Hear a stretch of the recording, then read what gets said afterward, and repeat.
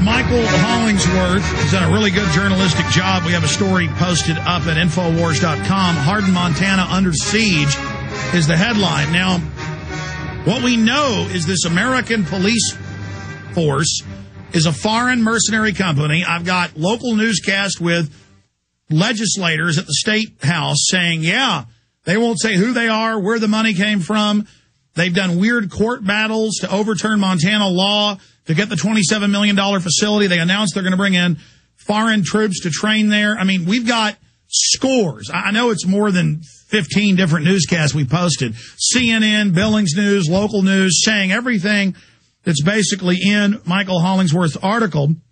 I did read in the Billings Gazette and other newspapers in California, not just Montana, that this Billings Gazette writer has gone to for them all of a sudden.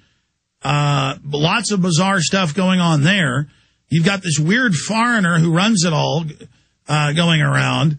They've got foreign commanders who are on the news, and they say it's all secret, we're not telling you. But then we have earlier news till the people said no from April, where they said it was going to be Guantanamo West. We have CNN and local news, but as soon as the public said, first they made the public pay for this with a bomb proposal. And then it sat there empty for the last year and a half. It's a giant facility. This American police force put their decals on SUVs saying they were the local Hardin police force. This is all confirmed. But Michael Hollingsworth has been interviewing the locals, talking to them. He knows who all of them are. We're going to be reporting with him in the next few days here on air. I will let you know that by Friday, at least, we're going to have reporters on the ground there. Imagine who may be there. I'm just going to leave that open for imagination. I'm sure I've already hinted enough. I'm going to be there tomorrow, folks. I always tell the enemy when I'm coming. So the point is that I like to give them a heads up going there to do this, because then they'll overreact and show who they really are, too. So the point is I want them to know I'm coming. Anyways, I'm not going to let people know exactly what, but tune in tomorrow.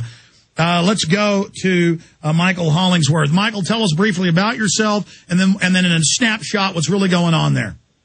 Thank you very much, Alex. I wanted to open by saying it's both an honor and a privilege to be with you today. Well, it's nice to talk to you. I represent a patriotically based website called Freedom Video USA that represents a vast number of American patriots who are all military veterans, law enforcement veterans, concerned citizens, people that have not been blinded by the current presidential administration's smoke and mirrors. We're able to see right through it, and we absolutely have a 100% policy for dispelling all of the bovine fertilizer that's being spread from corner to corner in this country. I got some emails from some very good friends of mine who are just as dedicated to truth as I am, and said, hey, man, this is up in your neck of the woods. What's going on up there? And I looked into it, and I was like, APF? I'm like, what does that even mean? I says, police forces are hired by the local the local jurisdictions that they work for. There's no such thing as a national police force. But a little bit of background on me. I'm 8 years in service in 2 branches of the U.S. military. I've worked in the private sector a little bit, worked for a small-time government contractor, done a lot of civil service work. All of the men in my family are veterans, have been American patriots, and that's what we classify as our number one line of employment as American patriot, preserver of the representative republic in which we live. Good. So you're up there, you live nearby, you went and checked it out. Give us your take on it. Well, the bottom line started as I started off with an hour-and-a-half long conversation with a lady by the name of Becky Shea, who is a almost 20-year reporter with the Billings Gazette. And she was the one who broke the story initially. So I contacted her. She is now currently the public affairs liaison for American Police Force. And I spoke with her, had a very interesting conversation where it felt like she was trying to sell me something. And I said, well, how did this happen? How did you go from being the reporter that broke this story to being, the mouthpiece of the beast here kind of thing? I said, all of the people, all the things that I'm reading, all the feedback I'm getting from the people of Hardin say that they're not interested in having, hell, they weren't even notified. These people just came out of nowhere. And she says, well, I went from driving a 99 Dodge Intrepid with a broken tie rod and bad front brakes to a black Mercedes SUV with a fuel card that I don't have to pay for and a substantial increase in salary. So I said, so essentially you sold your soul. And, that didn't go over real well. Well, but, she's quoted in other newspapers making similar statements.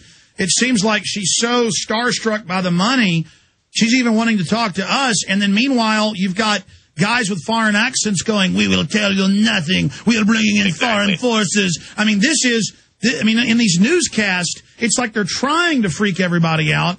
And it's just classic intelligence operation. They admit they're looking at it for the Guantanamo Bay. They have another former Supermax, and I need to print that off before we leave, because I saw it in the news and I haven't Googled it yet. But there's another Supermax in Montana. This isn't Supermax, where they, quote, have animal rights activists and U.S. terrorists. And I saw civil rights suits filed because they don't let them see their families even once a month for visitation. So clearly Montana's the place. Clearly this is being looked at as where they want to move these assets in. And then it's just red flags are shooting, and red flags are shooting up. Then they show up in black SUVs saying they're the Hardin police. Then they have the head of this Twin River Authority that's kind of taking over, that's leased it to them, saying, oh, yes, well, it is our wish list for them to be the police. I mean, am I entering the Twilight Zone? No, sir, you're 100% correct. I spoke with Al Peterson, the executive director of Twin Rivers Authority, yesterday very briefly. I got him on the phone and I asked him to confirm or deny these rumors. And I said, you know, this is a facility that was denied operational status because it was not built in specification to Montana code. In order to house prisoners legally in the state of Montana, you have to have X amount of square feet per prisoner in order for it to be considered humane incarceration. This facility did not meet those standards. My question to him was, how is it that the director of the city of Hardin could build such a facility with such a high price tag on it and not know from the blueprint stage that it wasn't going to be up to specs? You know, so this is all really, like you're saying, red flags that started popping up to us going, okay, was this facility built specifically with the intention? Is this how far back this plan goes? Is that they already were building these facilities because they knew there was no way their state was ever going to allow to house them? So yesterday I spoke with the Governor Brian Schweitzer's office, who assures me that absolutely nothing or illegal or unconstitutional is being allowed to happen. I rebutted with, then why are these people showing up and committing the felony of impersonating a peace officer by having Hardin Police Department written on their vehicles?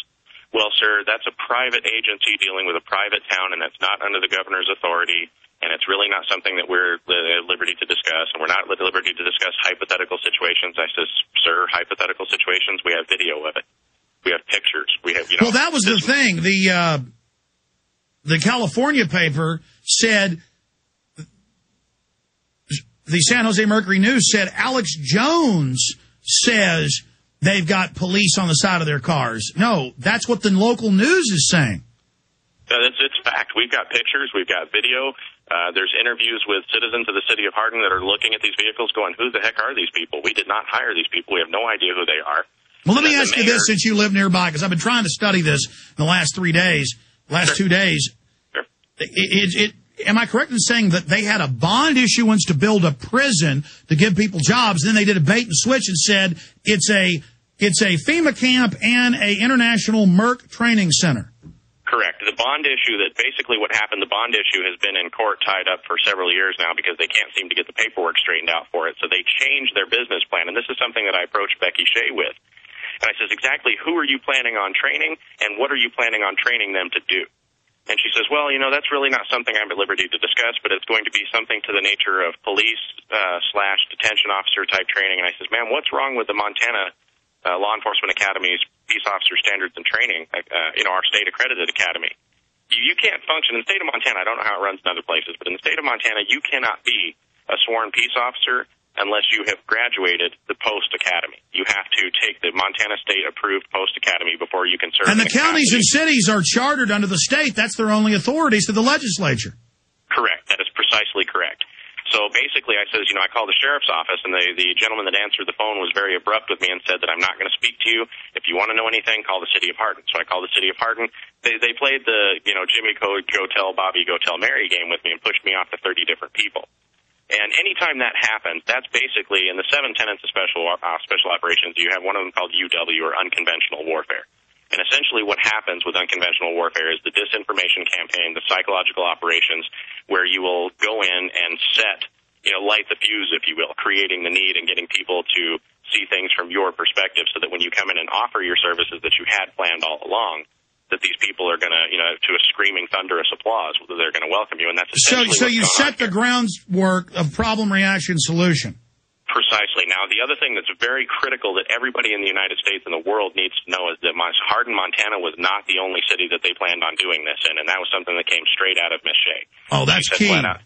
I asked her, I said, now, so basically what you guys did is you targeted Hardin, Montana because you realized that its financial infrastructure was collapsing and the city was about to implode and they had no money and they've been taking handouts from the state for X number of years. And she goes, well, I don't know that targeted was a good word, but she says, I think it was more that we did a complex financial evaluations of all of the locations that we were planning. And it's the poorest county.